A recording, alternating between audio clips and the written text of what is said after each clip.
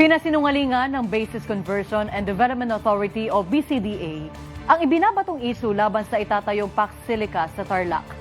Kabilang na dito ang tungkol sa land dispute at masamang epekto sa kapaligiran ng bansa. Nakatutok si Harley Valbuena.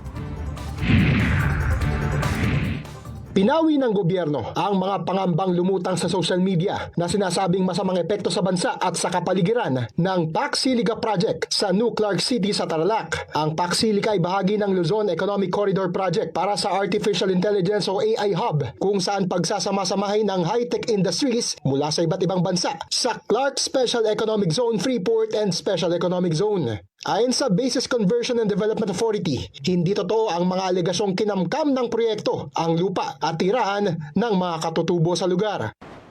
Ang proyekto pong ito, una-una ay nakatitulo na sa BCDA. So it's a public land. Na po, wala po ancestral domain title doon. Pangalawa, ay naka-earmark na to sa pagbuo pa lang ng BCDA law noong 1992 na ito ay industrial development. Nailaan na rin ang mga kaukulang lupa sa mga katutubo simula pa nang itayo ang higit 30,000 hectare Clark Eco Zone. Hindi rin totoong magsasagawa ng pagmimina sa lugar at magkakaroon din ito ng maayos na water management system at hindi gagamit ng tubig mula sa komunidad. Itinanggi rin ng BCDA na gagamitin ng proyekto sa defense sector. Ang Pax Silica ay may initial investment target na $10 billion at pwede pa itong lumago sa $40 to $70 billion.